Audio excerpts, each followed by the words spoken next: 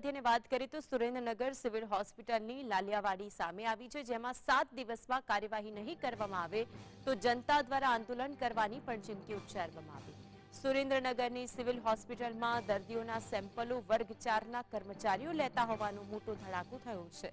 જે દર્દીઓના કામો ડોક્ટરને કરવાના હોય તે વર્ગ 4ના કર્મચારીઓ પાસે કરાવવામાં આવતા હોવાથી આગેવાન કાજુ કપરાડા દ્વારા આક્ષેપ કરવામાં આવ્યા હતા, જેથી સારવાર લેવા માટે દર્દીઓની સુરક્ષા સામે સવાલ ઉઠા થયા છે.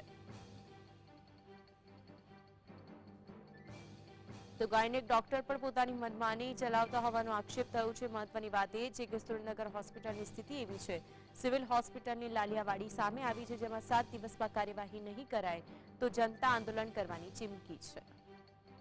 માત્ર એક સિવિલ હોસ્પિટલ છે જે ગાંધી હોસ્પિટલના નામથી ઓળખાય છે.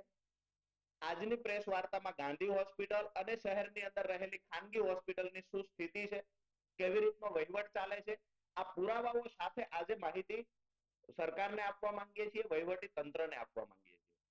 ગાંધી હોસ્પિટલની અંદર જે સિવિલ સર્જન તરીકે ફરજ બજાવતા અધિકારી છે તે પોતે એમબીબીએસ નથી, ડેન્ટિસ્ટ છે અને પોતે ચાર્જમાં છે.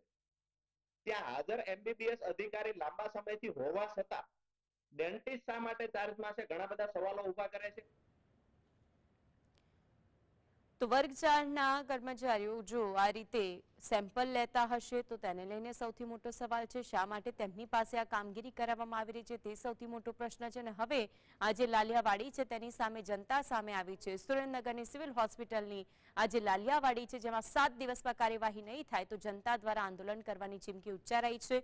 મહત્વપૂર્ણ એ વાત છે કે હોસ્પિટલની અંદર દર્દીઓના સેમ્પલો વર્ગ 4ના કર્મચારીઓ દ્વારા લેવામાં આવતો હોય તેવો મોટો ધડાકો થયો છે અને દર્દીઓના કામ ડોક્ટરને કરવાના હોય તે વર્ગ 4ના કર્મચારીઓ પાસે કરાવવામાં આવે છે તેવી પણ વિગતો સામે આવી છે. હવે જે આગેવાન છે રાજુ કરપડા દ્વારા આક્ષેપ કરવામાં આવ્યો છે અને તેમણે કહ્યું છે કે સારવાર લેવા માટે જેટલા પણ લોકો પહોંચી જતા હોય છે અને તે દર્દીઓની સુરક્ષા સામે સૌથી મોટો સવાલ ઊભો થયો છે.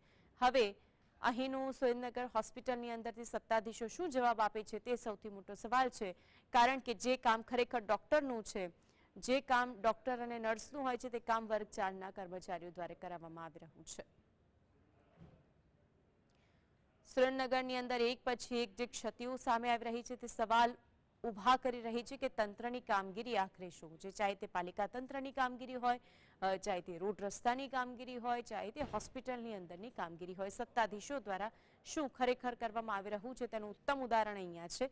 કારણ કે જે કામ ડોક્ટરનું છે તે કામ ડોક્ટર દ્વારા નથી કરવામાં આવતું. લોકોની સુરક્ષાને લઈને સૌથી મોટો સવાલ છે. જે દર્દીઓએ કાશ લગાવીને અને પોતાની સારવાર લેવા માટે પહોંચતા હોય છે હોસ્પિટલની અંદર, પરંતુ અહીં તો વર્ગ 4ના અધિકારીઓ દ્વારા સેમ્પલ લેવાય છે.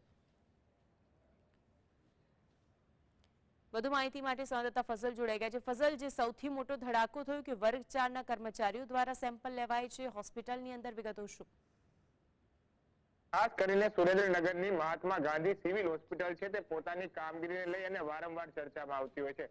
ત્યારે વર્ગ 4ના જે કર્મચારીઓ પટ્ટાવાળાઓ છે તેમના દ્વારા જે દર્દીઓના સેમ્પલો લેવામાં આવતા હોવાનો ધડાકો થયો હતો, આ મુદ્દે હવે સુરેન્દ્રનગર જે સિવિલ હોસ્પિટલના સિવિલ સર્જન છે તેમના દ્વારા તપાસના આદેશ આપી દેવામાં આવ્યા છે.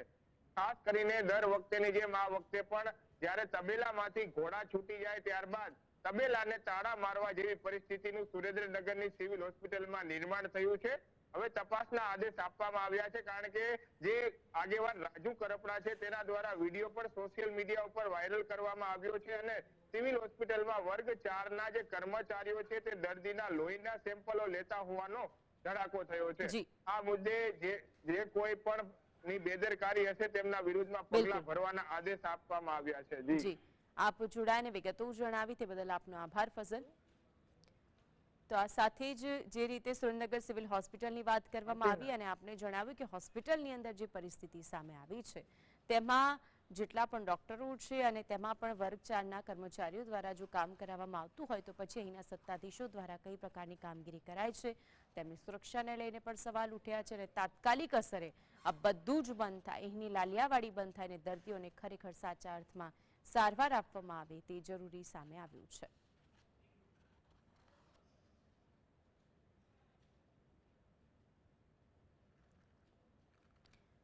ડોક્ટરોનું પણ અત્યાર સુધી કઈ જ પ્રકારનું કહેવું સામે આવ્યું નથી. મહત્વની વાત એ છે કે અત્યાર સુધી કઈ પણ પ્રકારની વ્યવસ્થાને લઈને કોઈ પણ પ્રકારનો જવાબ પણ આપવામાં આવ્યો નથી.